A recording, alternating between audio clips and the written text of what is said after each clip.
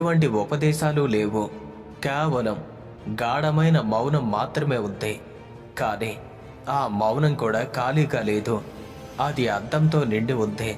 అది జ్ఞానంతో పొంగి పొర్లుతుంది. ఆ పవిత్ర మౌనంలో సనత్ కుమారుడి యొక్క మనస్సులు నిశ్చలమయ్యాయి. వారి ఆలోచనలు అక్కడే ఆగిపోయాయి. వారి అహంకారం కరిగిపోయింది. వారి అజ్ఞానం ఉదయాన్నే సూర్యోదయం ముందు మంచు కరిగినట్టుగా కరిగిపోయింది. ఆ దివ్య క్షణంలో వారికి అన్నీ అర్థమయ్యాయి.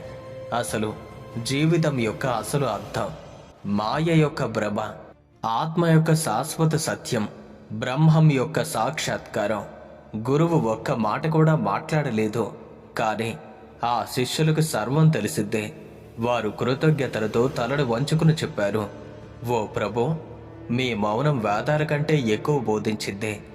మీ నిశ్శబ్దం వేల గ్రంథాల కంటే మేలైన జ్ఞానాన్ని మాకు ప్రసాదించింది.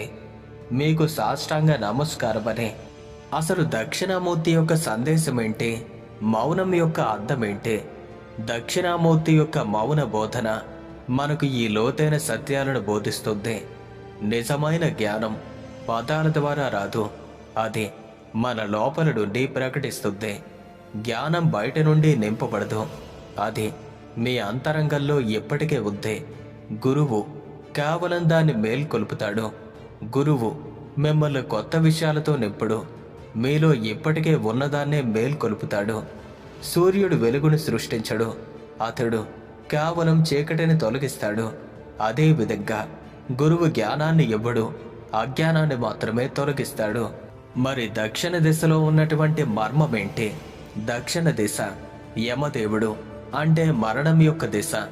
దక్షిణామూర్తి దక్షిణం వైపు కూర్చోవటం చాలా లోతైన సందేశాన్ని ఇస్తుంది. మరణానికి భయపడకండి, ఎందుకంటే మరణం కూడా కేవలం మాయ మాత్రమే. ఆత్మ అనేది శాశ్వతం. ఇక మౌనం, దానిలో ఉన్నటువంటి సర్వోత్కృష్టమైనటువంటి బోధన. మనస్సు మాట్లాడేటప్పుడు అది పరిమితమైనది. మౌనంలో అది అపరిమితంగా విస్తరిస్తుంది. మరి దివ్య చిహ్నాలు, అలాగే దక్షిణామూర్తి యొక్క స్వరూప రహస్యాలు. దక్షిణామూర్తి రూపంలో ఉన్నటువంటి ప్రతి చిహ్నం ఒక లోతైన సందేశాన్ని కలిగి ఉంది.